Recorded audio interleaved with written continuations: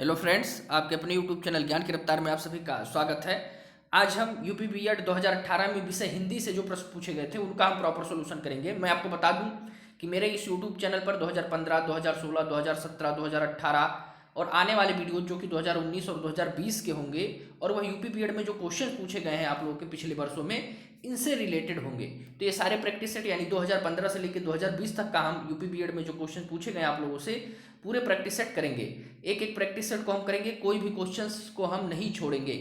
यदि आपको सारे वीडियोस को देखना है तो मेरे वीडियो के डिस्क्रिप्शन बॉक्स में लिंक दे दिया, आप वहां पे जाके क्लिक करके इन सारे वीडियोस को देख सकते हैं। मैंने इसकी प्लेलिस्ट भी बना दी है, आप वहां पे प्लेलिस्ट में भी जाके इन सारे वीडियोस को देख सकते हैं। यदि आपको इसका पीडीएफ चाहिए तो आप मेरे टेलीग्राम चैनल ज्ञान की रफ्तार में धीरज पांडे पे जुड़ सकते हैं और वहां से इसका पीडीएफ प्राप्त कर सकते हैं। तो चलिए हम हिंदी विषय 2018 में जो यूपी बीएड के एग्जाम में क्वेश्चन पूछे गए थे उनको करना स्टार्ट करते हैं। तो यहाँ पे जैसे देखिए पहला क्वेश्चन, शशक का पर्यायवाची शब्द है। तो इसका जो सही आंसर होगा, शशक किसका पर्यायवाची शब्द है? तो खरगोश का। खरगोश के और भी सारे पर्यायवाची शब्द होते हैं, जैसे ससा, खरहा, ये सारे शब्द जो होते हैं वो खरगोश के पर्यायवाची शब्द होते हैं। गंगा गए गंगादास, जमुना गए जमुना दास लोकोक्त का सही अर्थ है। तो इसका जो सही अर्थ है वो है ऑप्शन नंबर डी, अवसरवादी होना, यानी कि सिद्धांतहीन व्यक्ति के लिए इस बात का प्रयोग किया जाता है। इसका जो सही अर्थ होगा अवसरवादी होना। अगले क्वेश्चन पे चलते हैं, सूर्य का पर्याय नहीं है। तो इसका जो सही आंसर है वो ऑप्शन नंबर बी वाला। ये सारे सूर्य के पर्यायवाची शब्द हैं, भास्कर, दिवाकर, सविता, ये सब सूर्य के पर्यायवाची शब्द हैं। लेकिन मयंक जो है वो किसका पर्यायवाची शब्द है? रात्रि का। ये चीज आपको, मयंक जो है वो पर्यायवाची शब्द किसका है? सॉरी रात्रि का नहीं है, चंद्रमा का। चंद्रमा का पर्यायवाची शब्द जो है वो मयंक है। चलिए अगला क्वेश्चन, प्रत्येक का संधि विच्छेद है। तो यहाँ पे इसका जो सही आंसर होगा वो हो जाएगा ऑप्शन नंबर ए वाला। क्यों? क्योंकि जब आप इसको तोड़ेंगे तो प्रति प्लस एक में टूटेगा और यहाँ पे यड़ संधि का प्रयोग हुआ है। यड़ संधि में क्या होता है कि जब दो शब्द आपस में मिलते हैं और पहले शब्द का अंतिम स्वर जो होता है वह ई उरी दीर्घ या स्वर, दीर्घ व हर्ष कोई भी हो सकते हैं हो, और जो दूसरे शब्द का पहला जो स्वर हो वो असमान स्वर हो, तो इन वर्णों का जब मेल होता है तो या वा रा हो जाता है। तो इस प्रकार से यहाँ पे जो है आप लोगों का वो यड़ संधि का यूज हुआ है प्रति प्लस एक में। तो इसका सही ऑप्शन नंबर ए वाला है। वह जो शास्त्र जानता हो वह कहलाता है। तो इसका जो सही आंसर होगा ऑप्शन नंबर बी, शास्त्रज्ञ। अगला क्वेश्चन, पुराण में एक प्रत्यय संयुक्त होकर शब्द बनता है। तो इसका जो सही आंसर हो जाएगा ऑप्शन नंबर ए वाला, पौराणिक। अगला क्वेश्चन, हाथ से हथियाना, लात से लतियाना संज्ञा से बनने वाली क्रिया को क्या कहते हैं? तो इसका जो सही आंसर होगा वो होगा ऑप्शन नंबर डी, नाम धातु क्रिया। नाम धातु क्रिया का प्रयोग कहाँ पे होता है? तो संज्ञा विशेषण से बनने वाले क्रिया को नाम धातु क्रिया कहते हैं। जो भी शब्द संज्ञा या विशेषण से बनते हैं, जो भी क्रियाएं संज्ञा या विशेषण से बने उनको नामधातु क्रियाएं कहते हैं। मीठा विशेषण से भाववाचक संज्ञा बनती है। तो इसका जो सही आंसर होगा ऑप्शन नंबर डी, मिठास। अगला क्वेश्चन, कोई आया है वाक्य में कोई किस प्रकार का सर्वनाम है? तो पता होना चाहिए कोई आया है। अब पता नहीं कौन आया है, कोई आया होगा तो इसमें क्या होगा आपको पता होना चाहिए कि कोई आया है। तो यहाँ पे अनिश्चयवाचक सर्वनाम है, पता नहीं है कि कौन आया है, कोई आया है। बात करें सर्वनाम की, तो सर्वनाम कितने प्रकार का होता है? सर्वनाम 6 प्रकार के होते हैं। पुरुषवाचक सर्वनाम, निश्चयवाचक सर्वनाम, अनिश्चयवाचक सर्वनाम, इसके साथ साथ संबंधवाचक सर्वनाम, प्रश्नवाचक सर्वनाम और लास्ट में नीचवाचक सर्वनाम। ये 6 प्रकार के सर्वनाम होते हैं, यह आपको पता होना चाहिए। निम्न में से तत्पुरुष समास कौन सा है? तो इसका जो सही आंसर होगा वो हो जाएगा ऑप्शन नंबर सी वाला। तत्पुरुष समास क्यों होगा? पथ भ्रष्ट, यानी पथ से भ्रष्ट, यानी पथ से अलग होना, यानी पथ से भ्रष्ट हो गया। यहाँ पे अपादान कारक का प्रयोग हुआ है, इस बात को समझ लीजिए आप लोग, ठीक है। चलिए हम आगे बढ़ते हैं। प्रार्थना पत्र के समापन में क्या लिखा जाता है? तो इसका जो सही आंसर होगा वो होगा ऑप्शन नंबर ए, भवदीय लिखा जाता है। बाकी ये स्नेहाकांक्षी, आपका विश्वास पात्र, शुभ चिंतक, ये सारे जो है ना ये अनौपचारिक पत्र के लिए प्रयोग किए जाते हैं। भक्तकालीन संत परंपरा के प्रसिद्ध कवि कौन है? तो इसका जो सही आंसर है ऑप्शन नंबर डी वाला, कबीर। जयशंकर प्रसाद छायावादी कवि के, छायावादी युग के कवि हैं। बिहारी रीतकाल के कवि कहे जाते हैं। मीरा कवि नहीं है, कवित्री हैं, ये चीज पता होना चाहिए। अगला क्वेश्चन, शोक किस रस का स्थायी भाव है? इसके ऊपर एक क्वेश्चन और है, यहां देख लीजिए। पावक और अग्नि शब्दों के मध्य क्या संबंध है? तो ये जो है पर्यायवाची का संबंध है इन दोनों के मध्य। शोक किस रस का स्थायी भाव है? तो इसका जो सही आंसर होगा वो होगा करुण। करुण रस का स्थायी भाव क्या है? शोक है। ये स्थायी भाव होते क्या हैं? तो यह जानिए कि वह भाव जो मूल रूप से सदैव हृदय में विद्यमान रहते हैं उन्हें अस्थायी भाव कहते हैं। जैसे रौद्र का अस्थायी भाव क्रोध, वात्सल्य का अस्थायी भाव जो होगा वो स्नेह होगा, वीर का अस्थायी भाव उत्साह हो जाएगा। वह विद्यार्थी नहीं आया वाक्य में वह कौन सा विशेषण है? तो इसका जो सही आंसर होगा वह होगा सार्वनामिक विशेषण। जब सर्वनाम क्या करते हैं, जो सर्वनाम शब्द संज्ञा के लिए विशेषण का काम करने लगते हैं उन्हें हम सार्वनामिक विशेषण कहते हैं। विशेषण की बात करें तो विशेषण 4 प्रकार का होता है: गुणवाचक विशेषण, संख्यावाचक विशेषण, परिमाणवाचक विशेषण और सार्वनामिक विशेषण। अज्ञ का विपरीतार्थक शब्द है तो अज्ञ का विज्ञ। अगला क्वेश्चन यानी ऑप्शन नंबर ए इसका सही हो गया। अगला क्वेश्चन बहिरंग का विलोम है अंतरंग, यानी ऑप्शन नंबर डी जो होगा इसका सही होगा। निम्नलिखित वाक्यों में से एक में अपादान कारक के विभिन्न चिन्ह का प्रयोग हुआ है, विभक्ति चिन्ह का प्रयोग हुआ है, तो वह कौन सा है? तो इसका जो सही आंसर हो जाएगा वो ऑप्शन नंबर डी हो जाएगा। क्यों? अपादान कारक क्या होते हैं? अपादान कारक पता होना चाहिए। कर्ता ने कर्म को करण से संप्रदान के लिए अपादान से अलग होने का भाव जहां पे आए वहां पे अपादान कारक होता है। तो अपादान अलग होने का क्या भाव आ रहा है? आकाश से गिरी एक बूंद, कहीं मोती कहीं विष तो कहीं कीचड़ बनी, तो आकाश से बूंद गिरी तो आकाश से बूंद क्या हुई? अलग हुई। इस वजह से यहाँ क्या होगा? अपादान कारक होगा। ये बात आप लोग को समझ में आ गई होगी। चलिए अगला क्वेश्चन, स्फूर्ति शब्द का तद्भव रूप है। तद्भव रूप की बात कर रहा है स्फूर्त। स्फूर्त क्या? तत्सम है किसका? फूर्ति का। इसका जो सही आंसर हो जाएगा वो ऑप्शन नंबर सी वाला सही है। अगला क्वेश्चन, तुरंग शब्द का पर्यायवाची शब्द चुनिए। तुरंग किसका पर्यायवाची शब्द है? घोड़े का ना। और घोड़े का जो पर्यायवाची शब्द और कौन सा है? वाजी। और घोड़े के कौन कौन से पर्यायवाची शब्द हैं? तो घोड़े का पर्यायवाची शब्द अश्व, हाय, घाटिक, घटिक, सैंधव, ये सारे शब्द जो है वो घोड़े के। शार्दुल किसका है बताओ? शार्दुल। कमेंट बॉक्स में बताइएगा कि शार्दुल किसका पर्यायवाची शब्द है। निम्नांकित शब्दों में से एक स्त्रीलिंग शब्द है, तो इसका जो सही आंसर है वह है option number D, door. Door क्या है? स्त्रीलिंग है। चलिए अगले क्वेश्चन पे चलते हैं। निम्नलिखित वाक्यों में से एक में सकर्मक क्रिया का प्रयोग हुआ है, तो इसका जो सही आंसर है वह है सकर्मक क्रिया। कौन सी क्रिया होती है? ऐसी क्रियाएं जहां पे जिसका प्रभाव किस पे पड़ता है? कर्म पे पड़ता है, यानी कि कर्म का प्रयोग वहां पे किया गया हो उस वाक्य में। तो यहाँ देखिए राम सो रहा है, राम सो रहा है, सोना क्या है? कर्म है। तो यहाँ पे क्या हुआ? यही सकर्मक क्रिया हो गई। हिंदी दिवस मनाने की तिथि है, तो पता होना चाहिए कि हिंदी दिवस कब मनाया जाता है? 14 सितंबर। बहुत ही आसान क्वेश्चन। विश्व हिंदी दिवस कब मनाया जाता है? ये राष्ट्रीय हिंदी दिवस है 14 सितंबर। विश्व हिंदी दिवस कब मनाया जाता है? तो 10 जनवरी को विश्व हिंदी दिवस मनाया जाता है। जैसा करोगे वैसा भरोगे में कौन सा सर्वनाम है? तो इसका जो सही आंसर है वो संबंधवाचक सर्वनाम है। जो जैसा करेगा वो वैसा पाएगा, जो सोएगा वो खोएगा, ये सारे शब्द आप सुनते होंगे। तो संबंधवाचक सर्वनाम यहाँ पे प्रयोग किया गया है। छा के बारे में सही नहीं है। छा के बारे में सही नहीं है। देखिए कंठ ध्वनि है यह बात सही नहीं है। क्यों? क्योंकि कंठ ध्वनियाँ कौन सी होती हैं? कंठ ध्वनियाँ क ख ग घ अंगा, ये सारी जो ध्वनियाँ हैं वो कंठ ध्वनियाँ हैं। छा जो है वो तालव्य ध्वनि है। तो छा के बारे में कौन सा शब्द सही नहीं है?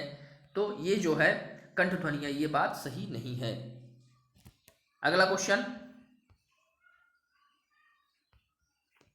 भवानी का पुल्लिंग है। पुल्लिंग की बात कर रहा है तो ऑप्शन नंबर डी वाला भवानी किसका पुल्लिंग है? तो भव का जो स्त्रीलिंग होगा वह क्या होगा? भवानी होगा, यानी कि भवानी का पुल्लिंग भव होगा। उत्पत्ति की दृष्टि से हिंदी शब्द समूह को कितने वर्गों में बांटा गया है? तो इसका जो सही आंसर होगा, देखिए इसमें थोड़ा सा ये है कि पृथ्वीनाथ पांडे की बुक मैंने देखी, उसमें जो है उत्पत्ति की दृष्टि से शब्दों को 4 भागों में बांटा गया है: तत्सम, तद्भव, देशज, विदेशज। लेकिन अरिहंत की जो बुक है उसमें मैंने देखा तो उसमें 5 भाग दिए गए हैं: तत्सम, तद्भव, देशज, विदेशज और संकर। तो यहाँ पे भी हम 5 मान के ही चलते हैं कि उत्पत्ति की दृष्टि से हिंदी शब्द समूहों को 5 भागों में बांटा गया है। जो कठिनाई से प्राप्त किया जा सके शब्द समूह के लिए एक शब्द दें तो क्या है? दुर्लभ। ऑप्शन नंबर सी सही है। वे शब्द जो विभिन्न पदों, वाक्यों अथवा वाक्य खंडों को जोड़ते हैं कहलाते हैं। तो इसका जो सही आंसर होगा वो जो हो जाएगा ऑप्शन नंबर सी, 79 का सी, यानी कि समुच्चयबोधक। ये समुच्चयबोधक है क्या? बताओ। क्रिया विशेषण है। क्रिया विशेषण ये समुच्चयबोधक क्या है? अवयव। अवयव यानी अविकारी शब्द के प्रकार हैं। अवयव के कितने प्रकार हैं? अवयव के 4 प्रकार होते हैं: क्रिया विशेषण, संबंधवाचक, समुच्चयबोधक और विस्मयादिबोधक। ये 4 प्रकार होते हैं किसके? आविकारी शब्द के। यानी आविकारी शब्द के 4 प्रकार होते हैं। आविकारी शब्द क्या होते हैं? जिन पे लिंग वचन इन सब का कोई प्रभाव नहीं पड़ता है, लिंग वचन कारक इन सब का कोई प्रभाव ना पड़े, वो आविकारी शब्द होते हैं। तो आविकारी शब्द 4 प्रकार के होते हैं, जैसा कि मैंने बताया। कौन कौन से? क्रिया विशेषण, समुच्चय बोधक, संबंध बोधक और विस्मयादि बोधक। अगला, किस वर्ग के व्यंजन अंतःस्थ व्यंजन कहलाते हैं? तो चूंकि ये वर्ग नहीं है, वर्ग यहाँ पे तो होना ही नहीं चाहिए था, अंतःस्थ व्यंजन की बात की जानी चाहिए थी, क्योंकि वर्ग केवल 5 वर्ग होते हैं। का से लेके पा वर्ग तक ही केवल वर्ग कहलाते हैं, या कोई वर्ग नहीं है। लेकिन चलिए, यार अलावा जो व्यंजन होते हैं, यार अलावा वही क्या कहलाते हैं? अंतःस्थ व्यंजन कहलाते हैं। लेकिन यहाँ वर्ग कहना ये चीज़ सही नहीं है। निम्नांकित में से कौन सा शब्द भाववाचक संज्ञा नहीं है? तो इसका जो सही आंसर होगा हो जाएगा बेईमान। बेईमान क्या है? विशेषण है, ये भाववाचक संज्ञा नहीं है। निम्नांकित में से कौन सा गुणवाचक विशेषण नहीं है? तो इसका जो सही आंसर होगा हो जाएगा बहुत। बहुत गुणवाचक विशेषण नहीं है तो क्या है? प्राविशेषण है। प्राविशेषण क्या होते हैं? ऐसे विशेषण जो विशेषण की भी विशेषता बताते हैं, उनको हम क्या कहते हैं? प्राविशेषण कहते हैं। जैसे कोई सुंदर है तो कहते हैं बहुत सुंदर है, तो सुंदर तो विशेषता हो गई, बहुत सुंदर है तो बहुत आ गया, यानी कि यहाँ पे प्राविशेषण की बात की जा रही है।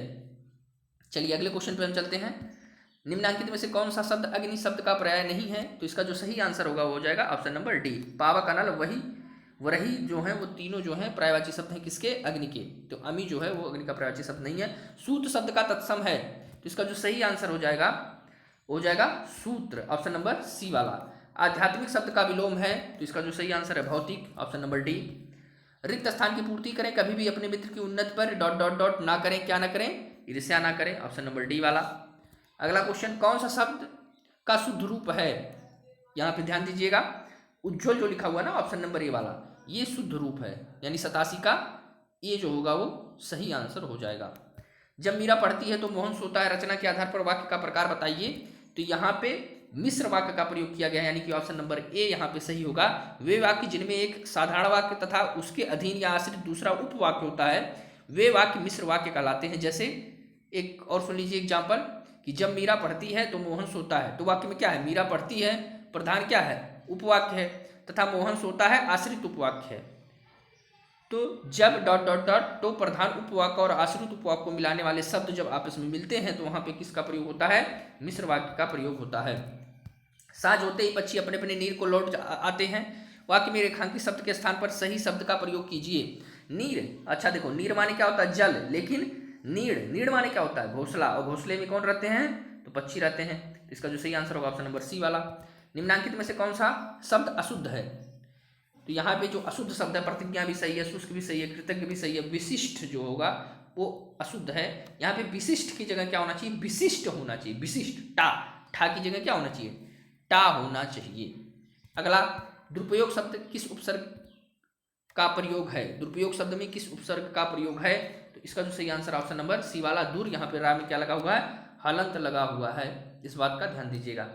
धर्मावलंबी शब्द किस प्रकार से निर्मित हुआ है? तो इसका जो सही आंसर हो जाएगा 92 वाले का, वह हो जाएगा ऑप्शन नंबर सी वाला, धर्म प्लस अवलंब प्लस ई। आन प्रत्यय से बनने वाला शब्द कौन सा है? तो इसका जो सही आंसर ऑप्शन नंबर ए वाला, लगान। अगले क्वेश्चन पे चलते हैं। जिसकी लाठी उसकी भैंस में लाठी और भैंस संज्ञा है, शेष दोनों शब्द क्या हैं? तो इसका जो सही आंसर है वह है सर्वनाम। शेष बाकी दोनों शब्द क्या हैं?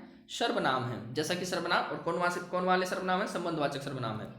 लाल से निर्मित होता है लाली, तो काला से क्या निर्मित होगा?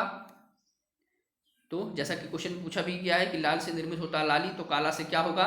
तो काला से क्या हो जाएगा? काली बन जाएगा आपका। चलिए, इसका जो सही आंसर हो जाएगा ऑप्शन नंबर सी वाला हो जाएगा। रोना का सकर्मक रूप क्या होगा? साकर्मक, यानी कर्म के द्वारा जो किया जाए, यानी कर्म का होना पाया जाए, तो रोना का क्या हो जाएगा? रुलाना, यानी कि ऑप्शन नंबर ये वाला जो होगा वो सही आंसर होगा। आवाज उठाने मुहावरे का अर्थ है तो विरोध करना, सीधी सी बात है। सडानन शब्द का संधि विच्छेद क्या होगा? सडानन, तो इसका जो सही आंसर होगा हो जाएगा सट प्लस आनन। क्यों? क्योंकि जब किसी वर्ग के पहले वर्ग, यानी का, चा, टा, पा, अच्छा कितने वर्ग हैं पता है कि नहीं पता है? ध्यान से समझिए, 5 वर्ग होते हैं हिंदी वर्णमाला में। का वर्ग, चा वर्ग, टा वर्ग, ता वर्ग और पा वर्ग का मेल किसी तीसरे वर्ण, यानी कि गाजा, डादा, और बा के साथ होता है तो पहला वर्ण अपने ही वर्ण के तीसरे वर्ण में क्या हो जाता है, परिवर्तित हो जाता है। तो यहाँ पे किसका यूज होता है, व्यंजन संधि का प्रयोग होता है। तो यहाँ पे टा तीसरे वर्ण में कन्वर्ट हुआ तो बन गया डा। तो इसका जो सही आंसर हुआ इस वजह से ऑप्शन नंबर सी वाला। गाकर खाकर क्रियाओं को क्या कहते हैं, पूर्वकालिक क्रिया कहते हैं। पूर्वकालिक क्रिया जिन क्रियाओं के पहले कोई अन्य क्रिया आए उन्हें पूर्वकालिक क्रिया कहते हैं। कोई अन्य क्रिया आए मतलब कि जैसे मैंने कहा खाना खाकर जाओ, खाकर जाओ, जाना क्या है, क्रिया है, उसके पहले क्या आया, खाकर, खाकर आया ना, तो वह क्रिया की क्या आया, पहले आया, तो यहाँ पे पूर्वकालिक क्रिया का प्रयोग हुआ। वास्तव में यह क्रिया का क्या है, एक मूल रूप है। एक वाक्य अशुद्ध है उसका चयन कीजिए। तो इसका जो सही आंसर होगा वह होगा ऑप्शन नंबर ए वाला। उसके अंग अंग सजाए गए, अंग अंग सजाए गए मतलब अंग अंग की बात नहीं होगी, अंग स्वयं में एक ही होता है। यानी अंग का मतलब ही जब आप कह देंगे तो इससे स्पष्ट हो जाता है कि शरीर का प्रत्येक अंग, तो अंग अंग दो बार कहने की बात नहीं है। तो इसका जो सही आंसर होगा ऑप्शन नंबर ए वाला होगा, यानी कि ये क्या है, अशुद्ध है। उम्मीद है कि ये वीडियो आप लोग को पसंद आया होगा। वीडियो पसंद आया है तो वीडियो को लाइक कर दीजिएगा, चैनल पर नए हैं तो चैनल को सब्सक्राइब कर दीजिएगा और बेल आइकन को प्रेस कर दीजिएगा ताकि आने वाले वीडियोज का नोटिफिकेशन आप लोग को मिल सके। यदि आपको इसका पीडीएफ चाहिए तो आप मेरे टेलीग्राम चैनल ज्ञान की रफ्तार विद धीरज पांडे पर जुड़ सकते हैं। मैंने अपने टेलीग्राम चैनल का लिंक अपने वीडियो के डिस्क्रिप्शन बॉक्स में दे दिया है, आप वहां पर जाकर क्लिक करके मेरे टेलीग्राम चैनल से जुड़कर इसका पीडीएफ प्राप्त कर सकते हैं। Thank you.